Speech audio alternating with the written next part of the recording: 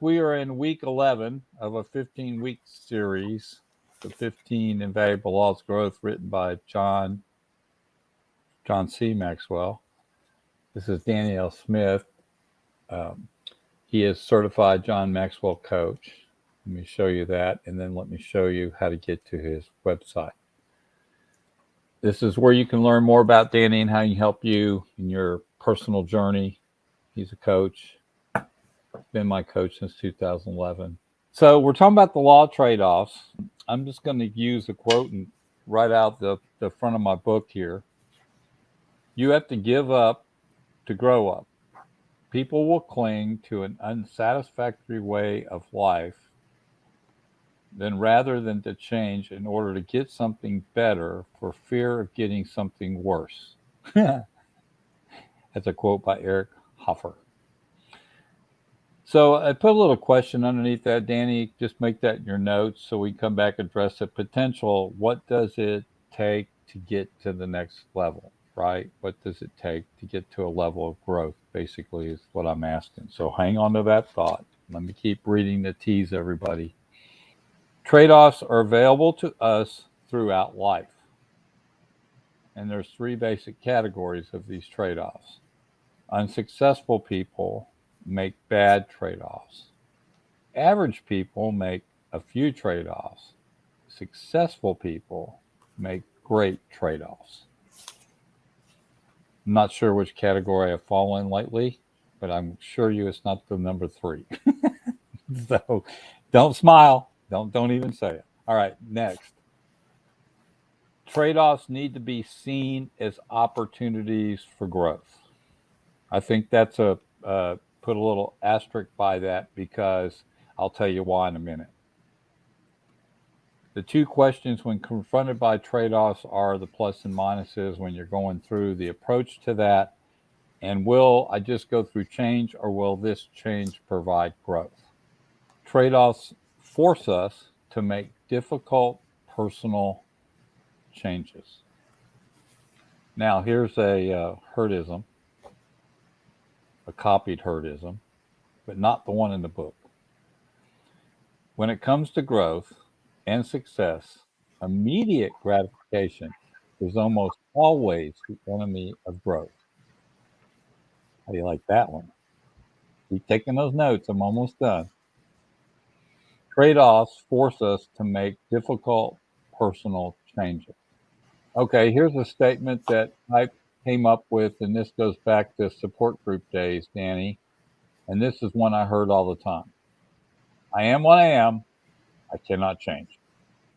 Trade-offs don't feel right on the front end, but there's gains usually at the end, right? So we may not feel really good about the trade-off on the front end, but in the long run, the gain is good if it's going to be the change for personal growth.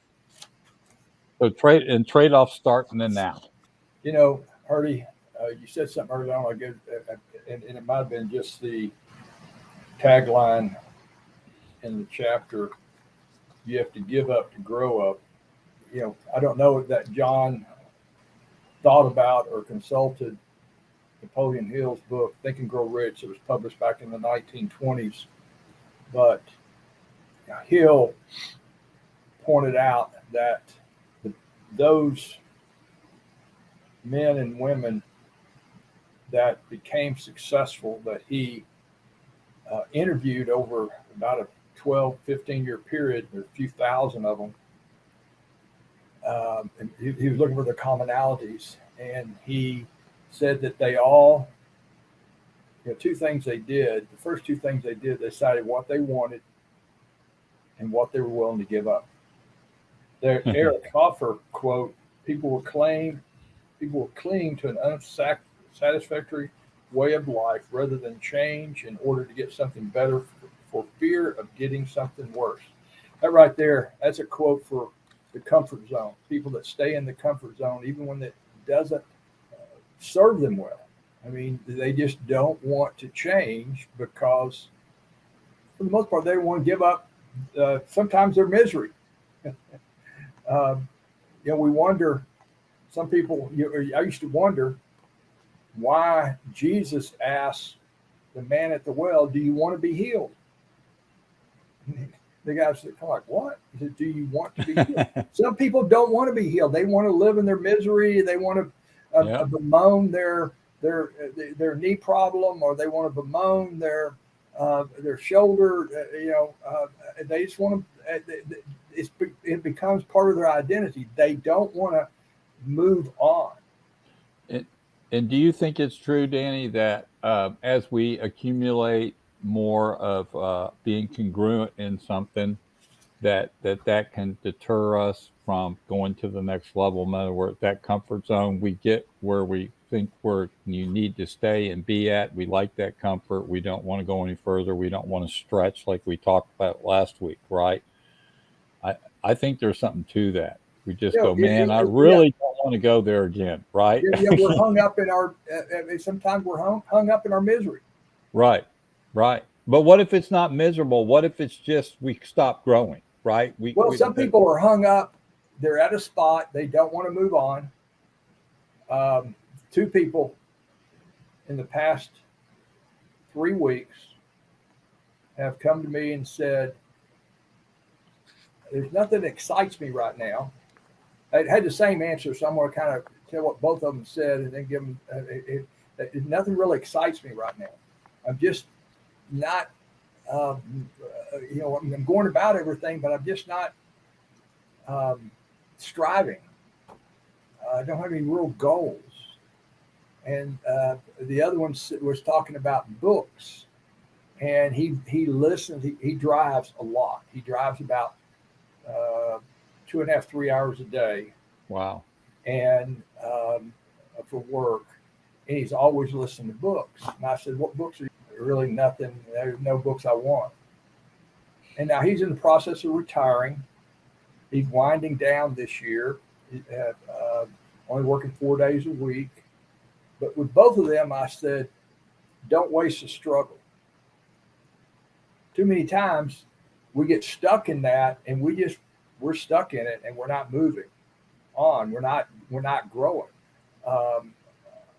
It's when sometimes we're just supposed to pause. Yeah, agreed. And ponder prayer, depending on where you're coming from, but don't waste that struggle, because it's not going to be long before you're going to have to give up that. You might be enjoying the peace and quiet right now, but to grow, you have to give up not striving for something to go to the next level. And let's use you an example. So when you decided to become a John Maxwell certified coach, when you were pondering that to be in this certified position, what did you have to trade off? What was going through your mind before you took this on? And what did you want it to do for you? What was the purpose of it for you? Well, I'd looked at the content. I originally signed up just to have the information myself for my own personal growth. It wasn't, and my original intent was not to even use. I was doing some coaching, but I wasn't. I signed up because I wanted what John and Paul and Christian and Roddy were teaching. Okay, now I had to give up about $5,000, and I committed to. I was going to spend an hour a day in the content. To work through it. Yeah, I'm looking at a personal trainer certification right now. Not that I'll ever be able to use it. That I'll be a professional personal trainer, where that I have clients, but it's something I'm very interested in. But I'm gonna have to give up time and money to get it. Right. And do you have another question for you? Because I was pondering this the other day when I was taking notes. How do you determine the growth part? In other words, we decided to do a trade-off. We want to grow. right? Whatever that is, that thing is, or whatever we're trying to accomplish. How do we kind of know when we've kind of achieved it? Is it a feeling? Is it an actual, we had goals set for that trade off and we were meeting them? What should we do to know? I guess what I'm asking is, what do we need to do to make Well, sure we know we're in a growth mode during that trade off, right? I guess that's really the question. well, if we're in it or finished with it, and in it, we're feeling that we're stressed. Okay. Gotcha. I mean, and stress can be very good for us. It can be bad, but it can be very good for us. Right, I guess. And the first, I remember I was stressed to no end. And in January 1990, I signed up for a Your Work Matters to God Bible study with our friend Gary Seal. It's my 1st time to meet Gary. And I was in a small conference room, and I'd gotten there first. I was very in, and you couldn't get out. I mean, there's people in there, other guys in there, and Doug Sherman was on the screen talking about some things. It was the second week, and he started talking about how good stress was for you. I had an out of body experience, getting up and running across the table because I was stressed out. I didn't understand then how stress, could be good for you. But go back to last week, the law of the rubber band. It depends on how you use it. Stretching. And all now so that's in the growth mode. All right. Exercising. You want to run a marathon. You're in the growth mode when you lay out a plan and you're following that plan. You wake up in the mornings and you creak and you're slow getting out of bed. Now, if you're not, you didn't do enough yesterday. Okay. But you're there, but you've grown and gotten there, of course, when you finish something. Okay. And I think most of us struggle with knowing that the process is working. But John talks about in here the truth about trade-offs. And there's some trade-offs you don't want to make. There's some trade-offs force us to make difficult personal changes. The loss of a trade-off is usually felt long before the gain. You're studying something. You're trying to learn. I'm going through a couple of authors right now that I'm reading a lot of their stuff. I've learned a lot about Scripture over the years. I've studied Scripture. I've memorized verses, but I've realized, we talked about this 3-4 years ago, that I don't have near the personal relationship. I don't seek God and Jesus the way I should. Now, I'm not going to know the final results of that until heaven, well done and good and faithful servant. But in the process, when I have those moments that I should be stressed about something, upset, but I have that peace that surpasses all understanding, okay, I know that the process is working. Make sense? Yeah, it does. And I would also say that one of the other things I did think about when I was going back and reviewing this chapter is that maybe sometimes we don't want to wait on the trade-off, because if we do, maybe the trade-off becomes a little worse or harder to do down the trail, right? Or downstream. Because we knew we needed to make it. We knew it was important to be done, but yet we procrastinated it down the trail. And now we really do have to do the trade-off. So I think what people need to know is trade-offs are coming whether you like it or not. Is that fair to say? Is that fair to say? Trade-offs are going to happen. Not like the old Valvoline commercial from back in the 70s. The guy had the Good Times van. It was a pretty van, but he didn't change the oil. And the guy at the Texaco service station or wherever, and again, it's a advertisement for an oil, that you use in your car. Pay me now or pay me later. Yeah. And that's really true. So that's how I'm saying that this growth thing can always be a backwards thing. Uh, Things can always go downhill. I mean that. People say, well, it couldn't get any worse. Well, yes, it can. And the more we put something off we know we need to change, the harder it's going to be uh, to get through that personal growth. So, in other words, some of us get stuck in the sandbox way too long before we get to graduate to the higher end of the playground. Okay? Yeah. You. So I get it. All right. So Yeah. that's it. That was just kind of what I pondered. So, of all the laws we've done so far, Danny, I think the law of the trade-off is probably one that can lighten up uh, understanding that there's going to be personal growth if you're willing to accept the trade-offs and go through them. But I think this is where you can help folks from a coaching standpoint is to get that organized, right? To get that in front brain, to get that in the front of you and really help people or help you through that process, right? To understand how to get there. I hope I'm making sense today. I, Yeah. I Yeah. just You think people are. get stuck and need somebody to kind of guide them through the process, Yeah. right? Yeah. A A lot of plan. what I do in coaching is help people execute. I mean, most of us know what we need to do. Thank you. You just worded what I was trying to say. You Yeah. go to danielsmith.com and there's stuff I've written. There's stuff on there about execution, execution, execution. There's a book. I think the quote comes from 4 Disciplines of Execution. And and these guys are Fortune 500 consultants, and they asked maybe a slew of business owners and executives, what's more important, execution or strategy? Hmm. And they all said execution every time. And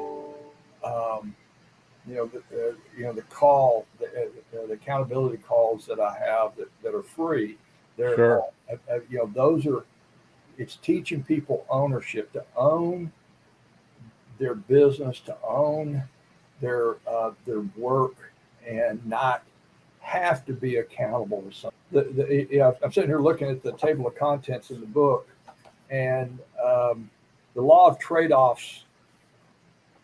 Growth is not going to happen. Most of these others, growth can happen without those laws. Maybe, maybe not. Hadn't thought Maybe you about don't. it. Yeah. But the I don't trade-off, know. if you don't trade,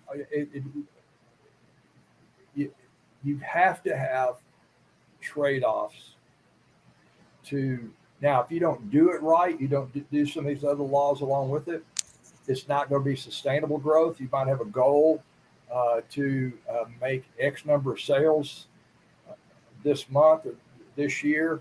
If you don't, and you might just kill yourself in the process of doing it, wear yourself out. But you can, there's certain things you can achieve, but not have sustainable growth. But by Yeah. sustainable growth, that you do it in such a way that that business continue to come in, or that whatever it might be, mind, body, and spirit that you're working on. You might be able to go out there and run let's say a 9-minute mile 10K, but if you didn't build up to it, your legs are going to be in such bad shape you might have permanent damage. That's good because I think that if we didn't read any books, we'd realize no matter what that life is full of trade-offs, and we would be doing some of those things, but maybe not the level where we really grew at the success level we needed to be. Right? Maybe we cut ourselves short, so to speak. And I'll remind everybody, including myself here, that we are totally responsible for what goes on inside our own skin, whether we like it or not. It's just a big truth you can't avoid. So there you go. What's your final thought today? I'm going to read something John says. Each of these chapters has application, and this applying the law of the rubber band to your life. And the second application, he says, be strategic to maintain the tension. I love the way he's written this. Be strategic to maintain the tension between where you are and where you could be by continually resetting intermediate range goals. If goals are too immediate, you lose the tension when you achieve them quickly. If goals are too lofty, they can seem too difficult to achieve and become discouraging. Now, this is where I throw in my coaching. Goals are in concrete, plans are in sand, and a reasonable goal you never contradicts. Who am I to contradict John? But I do here, and I rarely do. But you set a goal, and then you add everything else into the plan. My goal was to. I set back in early 21 was to run my first marathon, and in my plan, I had a plan I was following, and with that come to a head for in February of 22. Didn't make it, made 19 miles, got Charlie horses and cramped up, but I'm still working on that. I've had a few, a few things get in my way that I keep having to restructure the plan. The goal's still out there. But I think this allows, I hadn't thought about that right now, this keeps the tension between where I am now and the goal. Hey, flip through your book there real quick and tell us what we're going to encounter next week. What's the next law? The next law is the law of curiosity, I believe.